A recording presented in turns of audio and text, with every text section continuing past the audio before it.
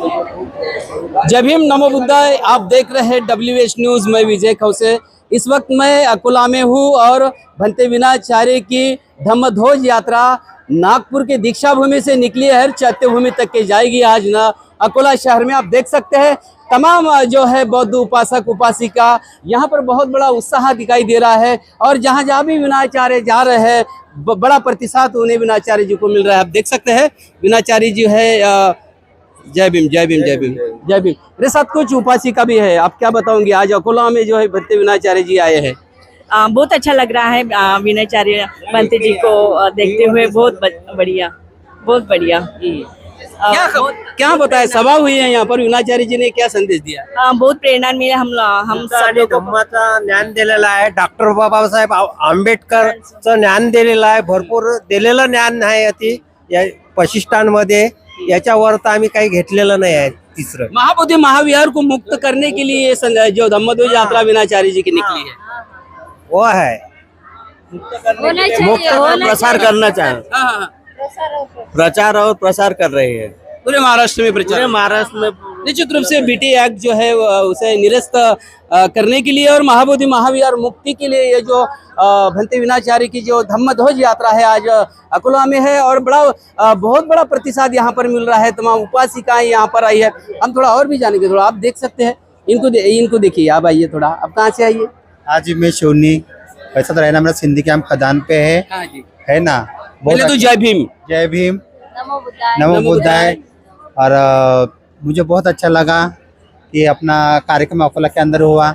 बहुत दिल से खुश हूँ। और 2 तारीख पे अपना मुंबई आना ही है और अपना जो बुद्ध विहार है वो मुक्त करना ही है। बस नमो बुद्धाय। खास करके मैं बताऊंगा, आप तृतीय पंथियों से आती हो, आपके लोगों का कितना सहभाग है इस आंदोलन में? देखो, ऐसा तो देखा जाए तो हमारे इसमें तो ऐसे बहुत सारे हैं, लेकिन कैसा है उजागरी में नहीं आते ज्यादा से ज्यादा। डरते हैं? हाँ, डरते हैं। कैसा है थोड़ा बहुत तो आपके लोग भी इस मिशन में सहभागी होने के लिए आप क्या कहेंगे? कैमरा के मैं तो सबको बताइए, एक मेरी आवाज है सबको कि हमारे जो तृतीय पंथी है ऐसे प्रोग्राम में ऐसे इसमें शामिल हो और इसको प्रोटेक्ट करो। बस यही कहना चाहूँ। अभी समाज सेवा में लग रही थी हो? हाँ जी, हाँ जी, हाँ जी, जरूर। तो आप तृतीय पंथी होने के बाद में समाज का आपको सहकार्य कैसा रहता है कि आपको अलग नजरिए से लोग देखते हैं? देखते हैं, मुझे अलग नजरिए से देखते हैं, क्योंकि मैं यहाँ पे उठ बैठ कहती हूँ तो हमारे जो लोग हैं वो अलग नजरिए से देखते हैं। लेकिन मैं फिर भी वो लोग के खिलाफ जाके अपने जो प्रोग्राम है वो अटेंड करती हूँ। निश्चित रूप से मैं तमाम हमारे समाज को भी ये विनती करूंगा कि ये भी हमारे एक समाज का हिस्सा है, इन्हें भी समाज के तरह से देखना चाहिए। तृतीय पंथी हुआ तो क्या हुआ, मगर वो भी उनको भी जीने का अधिकार है, समाज में कार्य करने का अधिकार, और समाज के लिए लड़ते भी है। ऐसे तृतीय पंथी को भी हमारा जय भीम है। और आप समाज का निरंतर काम करते रहिए। और भी है काकू, आप कहाँ से आइए? मैं तारफैल से। तारफल से। कैसा लग रहा है? भंते विनाचार्य जी है, 68 दिन जेल में रखा है सरकार ने विनाचार्य जी को। बहुत अच्छा लगा। जेल में रखा तो नहीं, यहाँ आए तो बहुत अच्छा लगा। कार्यक्रम में आए जब जेल में तब कैसा लग रहा था? तब दुख हुआ था, बहुत दुख हुआ था। दुख हुआ था? हाँ, बहुत दुख हुआ था। यहाँ कार्यक्रम हो गए, दिख रहे आंखों के सामने दिख रहे, तो बहुत अच्छे। देख सकते हैं आप कितना बड़ा जो माहौल है यहाँ पर आपको दिखाई दे रहा है। बंती जी हैं यहाँ पर। देखिए बंती जी, हम बंती जी से बात करेंगे। बंती जी से बात करेंगे हम। बंती जी, वंदा में जैसे ही दीक्षा भूमि से आपकी रैली निकली, हम देखते आ रहे हैं कि तमाम जो महाराष्ट्र में खुशियों की लहर आई है। अभी महाराष्ट्र में के अकोला शहर में हो, क्या आपको कैसा लग रहा है इस तमाम जो हमारे उपासक उपासिका आपका स्वागत करने आ रहे हैं? मुझे तो ऐसा लग रहा है कि बाबा साहब डॉक्टर अंबेडकर जी का जो सपना था भारत बौद्ध में बनाने का, और बाबा साहब अंबेडकर जी ने नागपुर को चुना और नागपुर को यानी महाराष्ट्र की धरती को चुना। तो बाबा साहब अंबेडकर जी को पता था कि महाराष्ट्र की भूमि उपजाऊ भूमि है। जैसे सिद्धार्थ गौतम को ज्ञान प्राप्त बोध गया में हुआ, पर उन्होंने अपना पहला उपदेश सारनाथ में दिया, क्योंकि जैसे बुद्ध को पता था कि उपजाऊ भूमि सारनाथ में है, अगर मैंने वहाँ पहला उपदेश दिया तो यहाँ से धम्म चक्र परिवर्तन पूरे संसार में चला जाएगा। तो बाबा साहब अम्बेडकर जी को पता था उस दौर में कि महाराष्ट्र और महाराष्ट्र में नागपुर भूमि जो है वो उपजाऊ भूमि है। अगर मैंने ये बीज धम्म का यहाँ लगाया तो पूरे भारत में धम्म का प्रचार प्रसार हो जाएगा। तो वो संकल्पना जो बाबा साहब देखते थे वो आज पूरी होती दिखाई दे रही है। उसी की ताकत के साथ, उसी शक्ति के साथ बाबा साहब ने हमें दम दिया था। हम बाबा साहब अम्बेडकर जी के सपने को साकार करने के लिए महाबोधि महाविहार मुक्त करके देंगे। आप 68 दिन जेल में रहे भंते जी, तमाम जो लोग थे दुखी थे, अभी भी कुछ महिलाएं बोलती थी कि हमको बहुत बड़ा दुख हुआ था, मगर आज से साक्षात भंते जी हमारे सामने आए हैं, बड़े उनको खुशी हो रही है। और आज जो यहाँ पर मार्गदर्शन आपने किया, खास करके महाबोधि महाविहार बीटी एक्ट पर आपने क्या कहा? देखिए, हमने ये कहा कि बेटी एक्ट, महाबोधि महाविहार केवल 2 ही कारणों से अभी मुक्त नहीं हुआ। 134 साल से आंदोलन क्यों चल रहा है?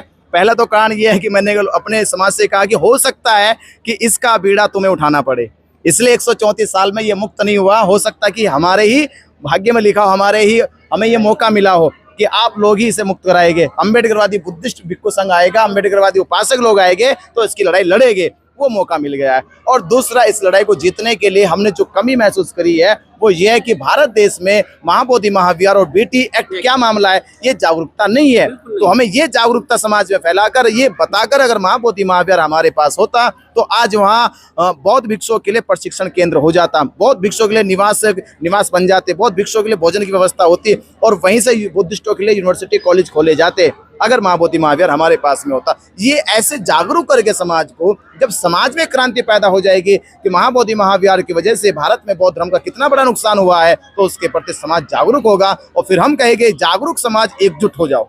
जागरूक समाज, जागरूक होने से मुक्ति नहीं मिलेगी कि आप जाग जाओगे और घर बैठ जाओगे। जागरूक होके एकजुट हो जाओ, और जिस दिन एकजुट हो जाएगी बाबा साहब अम्बेडकर जी कहेंगे, उस दिन सरकारें तुम्हारे सामने घुटने टेक देंगे और सुप्रीम कोर्ट से भी जाके कहेंगे कि आपने हिंदुओं से जैसे कहा था कि करोड़ों हिंदू की आस्था का मामला है, फिर बौद्ध जाके कहेंगे कि जज साहब अब ये बौद्धों की करोड़ों बुद्धिस्टों की आस्था का मामला है।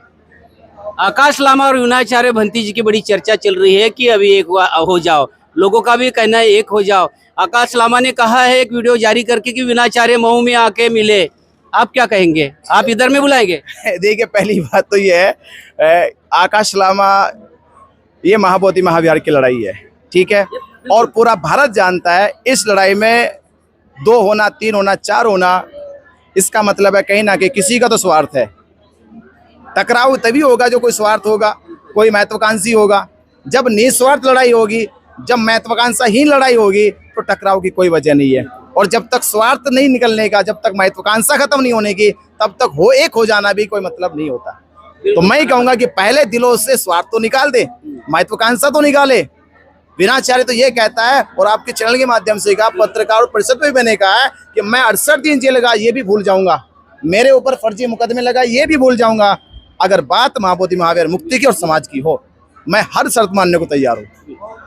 और बताओ, अभी आज का अकोला में आपका स्वागत हुआ है, कल का पड़ाव कहाँ रहेगा? कल की यात्रा कहाँ रहेगी? सेगांव लोगों से भी बोलिए, सेगांव के लोग। मेरा अपील है आपके चैनल के माध्यम से कि सेगांव पहुंचिए और बुल्डाना पहुंचिए, और लगातार ऐसे ही क्रमवार पूरे महाराष्ट्र में पूरे बौद्ध समाज पूरी उत्सुकता के साथ महाबोधि महाविहार मुक्ति के लिए प्रयास कर रहा है, और ये प्रयास पूरे देश में एक बड़ी लहर खड़ा करेगा। और आने वाली 12 फरवरी 2026 तक जब 1 साल हो जाएगा, एक बड़ी क्रांति होगी, महाबोधि महाविहार मुक्त होगा। निश्चित रूप से दोस्तों, आज ये जो धम्मध्वज यात्रा है विनाचार्य जी की, आज अकोला में है, कल सेगांव में रहेगी, बुल्ढाना जिला में रहेगी, उसके बाद आपके भी शहर में आएगी। तो आप भी भंते विनाचार्य जी के स्वागत के लिए जो है आप आइए, स्वागत करिए। और खास करके ये लड़ाई जो है, ये लड़ाई महाबोधि महाविहार की है, बीटी एक्ट रद्द करने के लिए है, और ये लड़ाई जो है भंते विनाचार्य लड़ रहे हैं। आप भी भंते विनाचार्य जी के साथ में आए हैं और इस मिशन से जुड़िए। WH न्यूज़ पर जो है पूरी महाराष्ट्र की धम्मध्वज यात्रा हम दिखाने का प्रयास करेंगे, तो आप भी इस मिशन में जुड़िए, यात्रा में जुड़िए और महाबोधि महाविहार मुक्ति की लड़ाई में आइए। जय भीम, नमो बुद्धाय।